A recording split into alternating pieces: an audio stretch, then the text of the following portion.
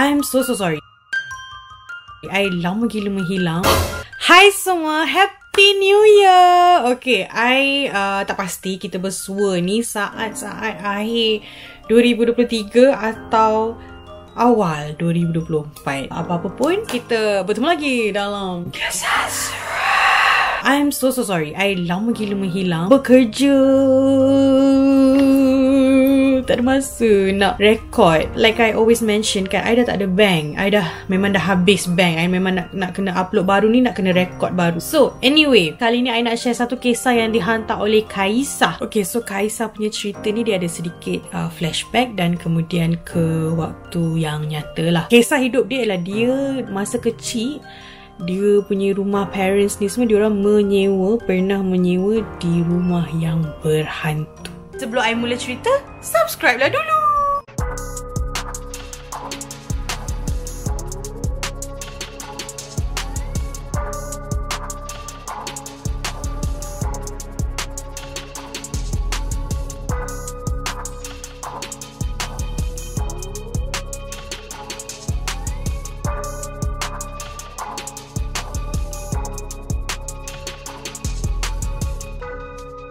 So kejadian ni berlaku dalam late 80s to mid 90s. So pada akhir 80-an sehingga pertengahan 90-an. Waktu ni Kaisah kecil. So dia sekolah rendah waktu ni. So family dia ni menyewa dekat area KL. So kecil-kecil dulu dia selalu dengar suara orang dodoikan anak. Bila dia kata suara dodoikan anak ni, it's not lagu yang dia tahu ke apa tau. Macam ni kita nak cakap, dia macam orang nyanyi lah. Tidurlah sayang, macam tu lah kot. Usually pukul 3-4 pagi macam tu, dia daripada tidur ni dia akan terjaga sebab dia dengar suara macam ada orang dodoikan someone. Tidurlah sayang. Dia pernah cerita kat mak dia beberapa kali yang dia ada dengar yang macam, ibu, Kaisah ada dengar ni, pagi tadi terjaga dari tidur, ada orang dodoikan anak, ada orang nyanyi. Mak dia setiap kali dia cakap benda ni, mak dia akan gaslight kat dia lah. Mak dia akan cakap itu dia mengigau lah, siapa suruh tak basuh kaki lah. Macam mak dia tak pernah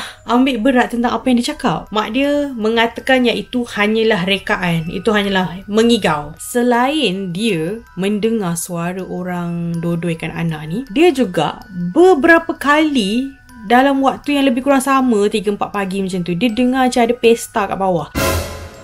Bila dia cakap pesta, dia macam ada keramaian kat rumah. Bila dia dengar tu, dia terjaga. Dia memang boleh dengar macam rumah tu ada open house. Macam boleh dengar suara orang bercakap-cakap. Boleh dengar macam ada music. Macam ada open house lah. Macam ada pesta kat bawah. And lagu yang dimainkan, dia tak ingat lagu spesifik, but dia pasti English song. Like lagu Mat Salleh lah. Suasana tu macam party. Ada open house. Ada ramai-ramai orang. Bunyi orang bercakap. Bunyi orang berjalan. Bunyi pinggan-pinggan lah. Apa. Bunyi macam ada kenduri lah. Pukul 3-4 pagi, sorang-sorang je dia dengar. Dia pernah ada sekali tu, sebab dia setiap kali dia terdengar, dia macam tidur balik. Dia dah dengar tu sebab dia memang dah diberi mindset yang whatever yang berlaku, ini semua mainan igauan kau. So dia masa kecil-kecil sekolah rendah ni, bila dah dengar macam tu, okay, ibu cakap benda ni igauan je. Okay, tidur balik. You know, dia psycho balik diri dia macam tu daripada kecil. Until ada satu kali ni, dia pernah cuba nak macam, geram lah aku, siapa yang berpesta ni kan. So dia keluar daripada bilik dia, masih dengar gedung-gedung macam bunyi ada orang parti kat bawah. Dia nak buka pintu bilik parents dia sebab nak bagi tahu yang macam, hello, bangun cuba dengar ni kan. Tiba-tiba bunyi pesta tu macam senyap terus. So dia tak jadi. Dia ni kira Kaisah ni masa kecil-kecil ni very brave. Dia memang macam, yelah sebab budak kita tak ada fear kan. So macam, apa doh bunyi ni, aku bagi tahu mak aku lah. Mak nak buktikan kat mak aku, nak buka pintu bilik mak, dah bunyi diam. Alamak, tak ada bunyi pula. Masuk balik bilik, tidur. Dia time tu dia tak ada rasa takut ke, tak ada rasa apa, sebab dah ditanamkan awal-awal ini cuma mainan perasaan. Kau mengigau. So dia anggap benda tu memang dia mengigau lah. So dia balik bilik sambung tidur. So itu sedikit sebanyak lah Kaisah kata waktu kecil-kecil ni, masa dia menyewa, family dia menyewa dekat rumah sewa yang berhantu ni, itulah gangguan yang dia alami. Tapi at that time dia tak tahu tu gangguan sebab parents sebab mak dia asyik bagi tahu dia yang itu adalah igauan, mengigau. So dia kata lepas dah pindah rumah dalam pertengahan 90-an tu, parents dia dah beli rumah apa semua, daripada duduk KL dia dah pindah PJ. So dia tak pernah dah kena gangguan apa-apa. So growing up dia macam okay lah. And dia sebenarnya kalau nak ikutkan dah macam terlupa dah masa dia orang kecil-kecil dia orang pernah menyewa dekat rumah berhantu. Sebab kenapa dia boleh terlupa? Sebab dia orang family tak pernah borak pasal benda tu. Sebab adik-beradik lain yang I tak tahu spesifik berapa orang spesifik tak tahu berapa orang adik-beradik yang lain tak pernah kena gangguan. So tak pernah timbul macam korang ingat tak dulu masa kita menyewa? Tak ada. And parents dia pun tak pernah kena gangguan. So hanya dia.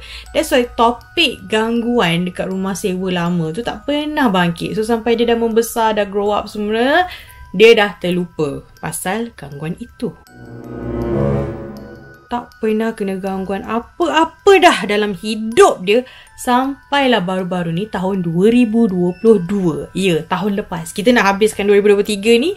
Tapi waktu tahun 2022 tahun lepas, Kaisah dia terpaksa pindah keluar sekejap sebab rumah dia kena renovation. Dia kata rumah dia ni renovation sebab nak prepare untuk dia nak kahwin. So basically I think dia dah ada rumah, lepas tu bila dah kahwin nak duduk situ lah. So sekarang ni rumah yang dia duduk tu dia nak reno supaya nanti bila dia dah kahwin dia boleh masuk elok. So dia terpaksa pindah sewa rumah lain sekejap sebab nak giveaway renovation rumah dia tu. I think major renovation lah kot, kena pindah sekejap kan. So Kaisah ni sewalah seorang-seorang. Waktu menyewa ni dia diganggu. Pertama kali diganggu setelah bertahun-tahun lamanya tak pernah kena gangguan apa-apa.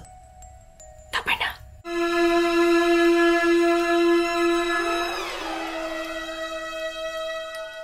Malam pertama dia nak tidur dekat rumah sewa dia ni, dia terdengar bunyi orang berpesta. Dan kali ini bunyi tu lebih dekat sebab dia menyewa kali ni just one bedroom apartment dekat KL. So bila one bedroom apartment ni sangat kecil, so bila masuk ada ruang tamu, lepas tu ada mini kitchen tu, lepas tu dah masuk satu pintu bilik, lepas tu ada bilik air. Dia itu je ruang dia. Balcony pun tak ada. So itu je ruang dia. So bila dia terdengar ada pesta, dia jadi confused. Dia macam ini macam pernah dengar tau bunyi macam ni. Macam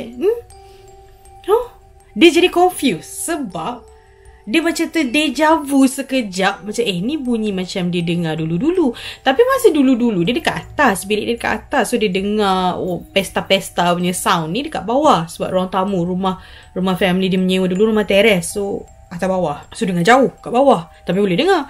Ini begitu bising ni macam kat luar bilik. Sebab one bedroom apartment and pesta. Tapi waktu ni dia tak fikir ni gangguan ke apa. Dia fikir macam dia rasa diri dia macam trauma yang dahulu kembali. Dia tak anggap ini gangguan. Dia fikir macam oh no, adakah sebab aku menyewa jadi fear masa kita duduk rumah sewa tu kembali. Faham tak? So bila dia terjadi balik macam ni, dia macam adakah ini sebab dulu aku pernah takut duduk rumah sewa, so sekarang ni bila aku menyewa, ketakutan tu datang kembali. So dia kembali ke modus operandi lama dia lah. Macam buat tak tahu je lah, tidur. Sebab dia tak tahu ini adakah betul-betul dia dengar atau ini mainan perasaan dia. Sebab dia daripada kecil dah diletakkan, dah disematkan ke kepala otak dia yang benda tu adalah igauan. So sekarang ni bila dia dah sewa sendiri, malam pertama nak tidur ni dia dengar bunyi pesta tu, dia rasa macam mulalah otak aku ni dia fikir bukan-bukan.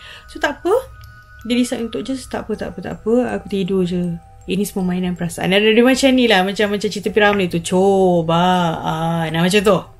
Kuat dia ni, terror. So bila kita ni menyewa dekat somewhere else sebab kita nak biar rumah kita ni renovation, bila major renovation, dia bukan sehari dua je kita tahu, sebulan macam tu kita menyewa. Semesti macam sebulan lebih kan. So hari demi hari dia akan dengar almost setiap malam. Bila dia kata almost setiap malam, which means akan ada hari yang tak dengar lah tu. So dia akan dengar bunyi-bunyi pesta ni tau. Dia memang bunyi yang macam dia cakap awal tadi tu lah. Bunyi orang bercakap, berborak, bunyi muzik, bunyi gelas kling-klang kling-klong ni semua. Macam bunyi berpesta, ada open house. Cuma kali ni ruang tamu dia adalah di luar bilik dia. So bunyi tu agak dekat. Tapi sebab dia merasakan, dia psycho balik diri dia yang ala ni semua kau punya fear ni. Ni mainan perasaan kau ni bukan. So dia develop a habit yang dia bila dia nak tidur dia pasang earphone. So pasang muzik untuk tenggelamkan muzik kat luar tu. So dia just tidur, pasang lagu, melayang, tidur lah. Dia tak cerita pun dekat bakal suami dia time ni pasal gangguan dia ni. Sebab dia tak anggap tu gangguan. Sebab dia tengah anggap sekarang ni dia tengah trauma. Dia just anggap diri dia cobaan sorang-sorang ni. And lagi satu buat dia tak nak cerita kat siapa-siapa sebab dia malas dengar mainan tidur, gangguan perasaan, mengigau. So dia hadap sorang-sorang je lah benda ni. Daripada dia dengar tidur tak basuh kaki, you know, tak baca doa, ada orang cakap mengigau, itulah dulu banyak sangat tu hantu ke, atau itulah dulu ibu dah cakap bukan apa. Macam dia tak nak dengar whatever macam orang nak cakap dia yang tak betul lah. Jadi baik dia hadap sorang-sorang je benda ni. And so far hanya bunyi je kat luar. So memang dia anggap betul trauma je lah tu. Itu adalah trauma waktu kecil yang datang menyerang kembali. So okay, berhari-hari tidur, pasang earphone, pasang lagu, okay. Hari keberapa dia dah tak ingat.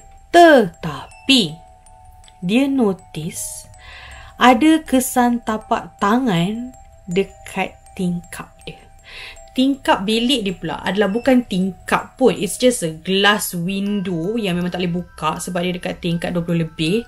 So memang tak boleh buka lah. Tapi untuk pencahayaan sahajalah basically. So bila dia buka, selak dia punya langsir satu pagi ni, dia ternotis ada kesan tapak tangan macam kotor-kotor tau. Macam tu. Dia macam, dia cuba lap. Bila dia cuba lap sebab dia ingatkan dari dalam. Lap. Dari luar. Dari luar. Dari luar? Siapa pula yang panjat tingkat 20 lebih nak ketepek tangan dekat tingkap dia? Tapi tak apa. Kerana Kaisah ni dah terbiasa sangat semua benda adalah mainan tidur, gangguan perasaan apa semua. Jadi dia assume macam mungkin orang yang tukang bersihkan tingkap tu lah kot termiss a spot yang tangan yang dia pegang sini. Maybe crane yang dia naik tu bergegar ke macam tu. So terus naik cuci-cuci, so tak terlupa nak lah balik ke apa ke. Dia dah terbiasa kan untuk apa-apa persoalan dalam hidup dia cari solution sendiri macam tu. So dia macam kita tak apalah, lagi pun kat luar, tak kisahlah, janji bukan kat dalam. Kalau kat dalam seram juga, tangan siapa yang berdebu macam tu kan. So macam okay, tak apa, kat luar lantak. Esok lusa tak ada perkembangan tentang tangan tu, tak ada dicuci ke, dia masih kat situ. So macam okay lah, at least tak ada apa, macam tangan tu kat situ tak ada apa. Selain tu hidup dia masih samalah, ada gangguan bunyi pesta. Tapi sebabkan dah ada tapak tangan tu, dia jadi sedikit macam, instead of dia rasa benda ni hanya trauma, dia jadi macam dah sebulan lebih dah ni bunyi tu almost every night ada. Sekarang dah ada tapak tangan pula dekat luar tingkap tu. Alah, macam tak sedap lah. Dia finally rasa tak sedap. Dia bukan rasa benda ni adalah gangguan dalam minda dia. Dia rasa benda ni adalah gangguan yang lain. So, tanpa bercerita kepada siapa-siapa, tanpa merujuk siapa-siapa, dia decide untuk, you know what, mungkin aku kena start pasang mengaji. Lepas 2-3 hari lepas ada kesan tangan tu, ada satu malam tu dia dah start pasang audio mengaji. Dia pasang kuat-kuat, berlawan dengan bunyi pesta bila dia nak tidur ni. Malam tu, masa dia pasang audio mengaji tu kuat-kuat dalam bilik dia, pintu bilik dia kena ketuk bertalu-talu tau. Kena ketuk tau pintu bilik dia. Yang dia ni dah tak tahu nak buat apa, dah lah seorang, dah malam, dia just terjerit je, aku tak kacau kau, jangan kacau aku. Itu je yang dia mampu. Dia jerit je. Sebab dia dah tahu dah, okay, ni yang ketuk ni yang berpesta kat luar ni lah. Yang mak aku duk cakap-cakap aku mengigau tu. Sekarang siapa yang mengigau? Aku pasang ngaji ni. Kenapa dia nak ketuk-ketuk? Selama hari ni aku pasang earphone lagu, tak ada siapa ketuk pintu tu. So macam mana nak cakap aku mengigau sekarang ni? So pintu tu diketuk bertalu-talu. Lama dia punya pintu bilik tu diketuk. Tapi tak ada yang cuba menceroboh. Hanya bunyi ketukan. Finally, bunyi ketuk pintu tu berhenti. Tapi bunyi pesta, bunyi muzik, bunyi orang borak-borak, ketawa-ketawa, cawan berlaga-laga, bunyi orang berjalan, berlari, semua bunyi ketawa ni semua tak henti.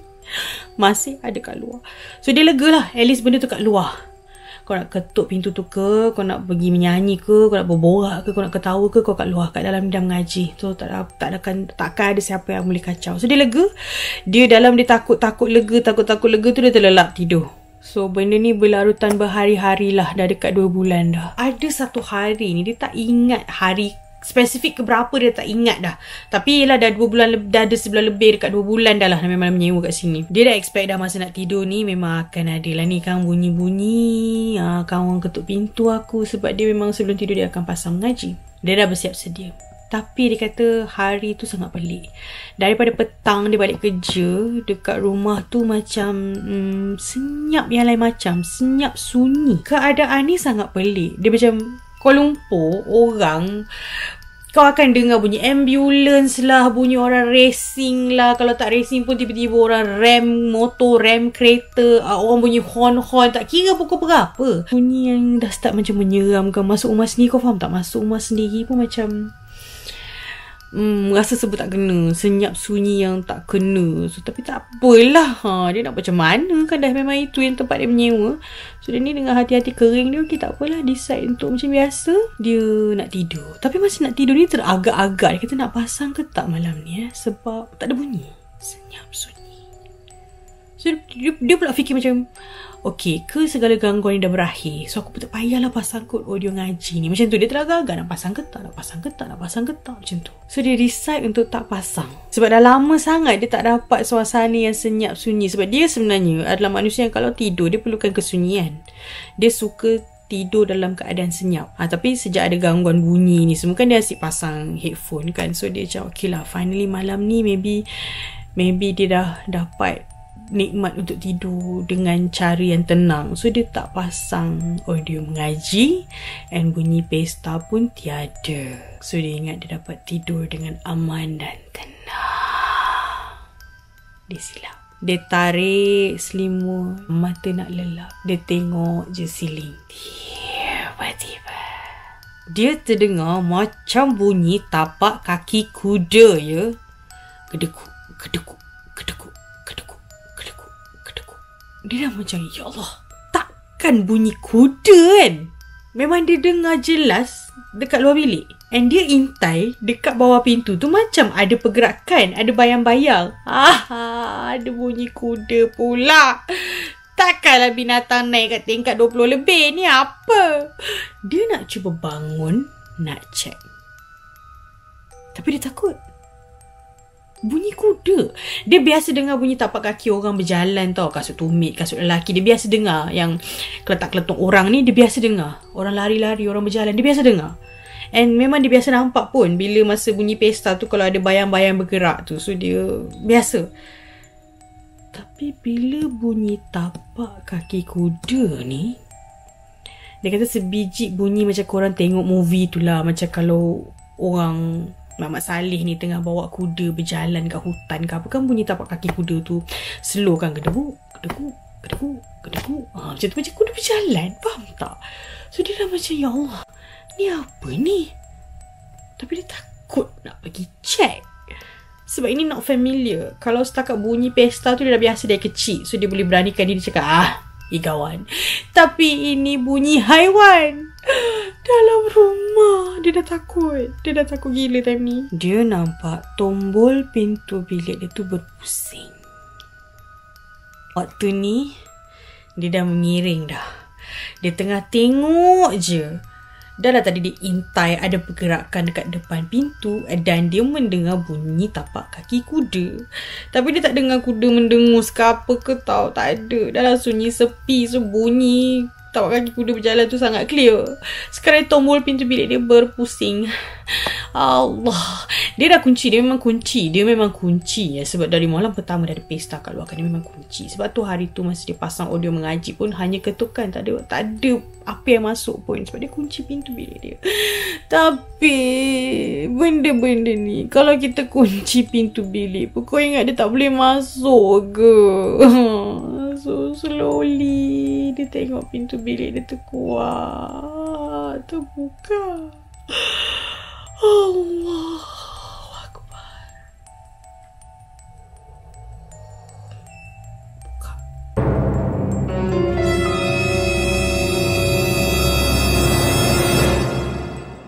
Waktu ni dia nak jerit, tak boleh.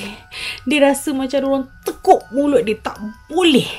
Dia nak bernafas pun dah tak boleh. Dia rasa macam orang cekik. Dia tak boleh bernafas. Dia tak boleh nak jerit, tak boleh nak cakap, tak boleh nak apa. Dia macam sesak sangat ni. Hanya boleh pandang. Sambil dalam kesesakan yang dia tengah rasa ni, dia pandang pintu tu terbuka, tak ada apa. Kosong. Dalam dia tengah tersekat-sekat nak bernafas, nak jerit, tak boleh. Dia dah tengok pintu dah terkuat tapi tak ada orang, tak ada apa. Dia rasa macam nak lari tau, nak lari keluar.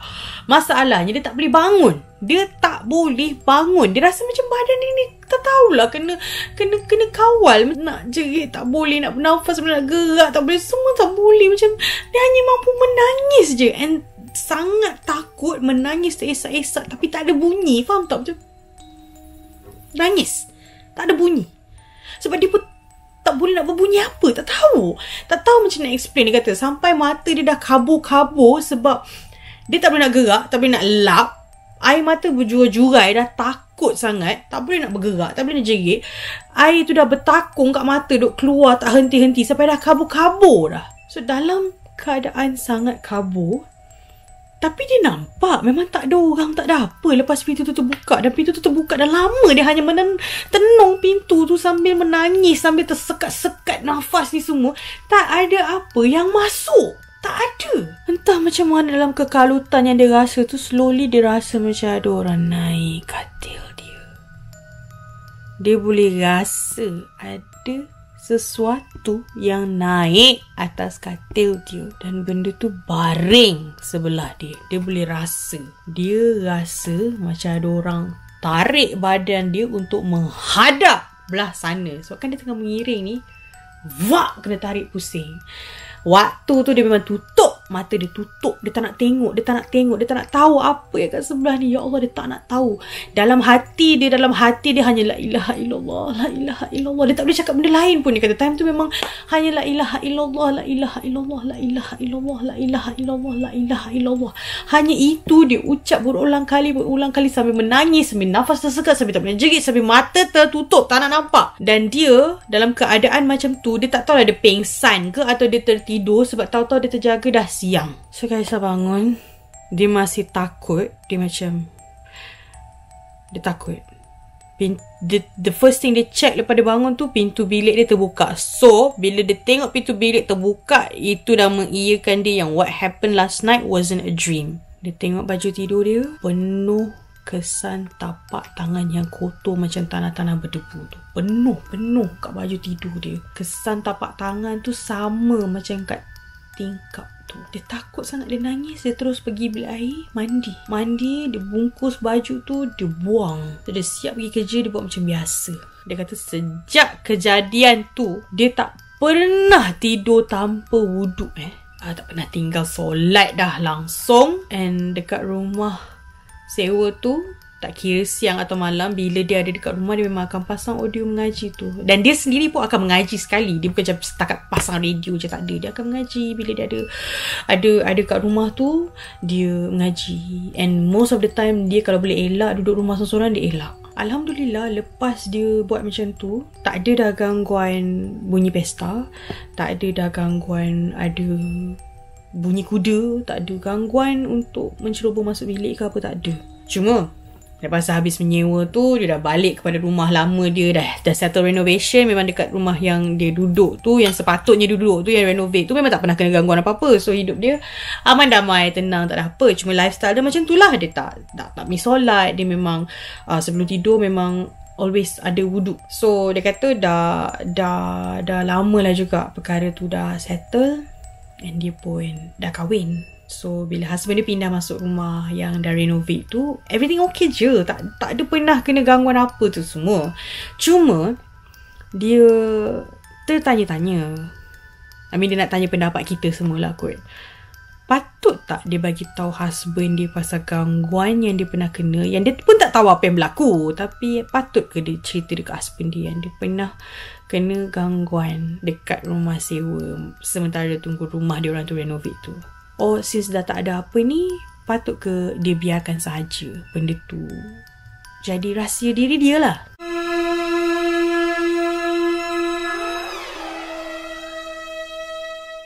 Itu saja kisah yang I ada untuk kongsi dengan kalian pada kali ini dan di penghujung 2023. Jarang-jarang kita dapat kisah yang orang tanya kita balik. So what should I do? Okay, kalau pendapat saya Farah Faisal, saya berpendapat kehidupan sebagai suami isteri tak perlu ada rahsia.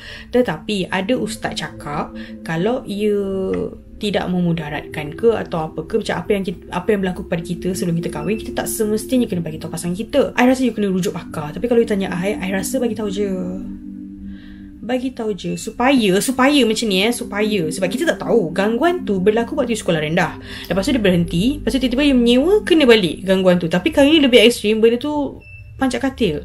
So I don't know if in the future kalau anak you kena ke, kalau in the future you dengan husband you tiba-tiba nak renovate rumah lagi, kena sewa, you kena kacau lagi. Sebab I notice a pattern, you kena kacau bila you menyewa rumah. I tak pasti benda ni apa, I tak tahu daripada mana dia datang, I tak tahu kenapa dia kacau you, I tak tahu. Tapi in case benda ni tiba-tiba kacau husband you, kalau dia tiba-tiba blur dah dia kena kacau, lepas tu you baru nak bagi tahu yang sebenarnya sebelum ni you pernah kena, benda tu mungkin akan affect your marriage. Macam lah, kenapa you simpan rahsia? Macam I don't know lah. For me, better bagi tahu husband apa yang berlaku. Sebab I faham you punya trauma. Dulu you bagi tahu mak you, lepas tu mak you kata tu mainan perasaan. So you takut bila you bagi tahu husband you, nanti husband you akan cakap benda sama. So no, maybe husband you tak cakap benda sama. Mungkin husband you akan cuba bantu. Maybe dia akan bawa you berubat. Sebab kita tak tahu. I pun tak tahu. Maybe you kena check juga yang ganggu you ni kenapa dia ganggu. So better come clean, bagi tahu husband, tapi find the right time, the right moment, the right mood semualah. Janganlah waktu dia balik kerja tengah penat-penat, pasal aku macam saya nak cerita sikit lah. Macam cari peluang lah. Maybe waktu korang tengah happy macam nak pergi cafe somewhere ke, macam mood tengah okay baru cerita. Sebab benda ni berat, isu ni adalah berat dan dia perlu diceritakan dalam keadaan yang dua-dua saling boleh menerima. Sebab you pun kena prepare mentally kalau what if dia tak percaya benda ni kan. Macam tak tahulah, bagi saya mungkin kongsilah untuk mengelakkan apa-apa yang akan berlaku di masa hadapan. Kot-kot nanti bila ada anak, nanti anak kena gangguan ke. Dalam hidup berumah tangga ni memang susah kalau ada berahsia. Cuba explain dekat dia. I'm sure your husband will understand. Sebab your husband loves you and dia mesti akan cuba protect you no matter what. Sebab para suami di luar memang akan protect isteri, anak-anak dia. So you cuba try communicate dengan dia, explain. At least bila you dah bagi tahu husband, and husband you akan faham apa-apa yang berlaku. So at least apa-apa yang berlaku selepas ini, andai kata ada gangguan lagi, you're not alone anymore. Sebab you tak perlu suffer seorang-seorang. You dah ada suami sekarang. So kalau dulu mak you tak percaya you, tak apa. Sekarang ni you ada suami, and insyaAllah I rasa suami you akan percayakan you dan akan protect you. Okay? So sehingga kita bertemu lagi lah in the next video. Okay? Bye. Assalamualaikum.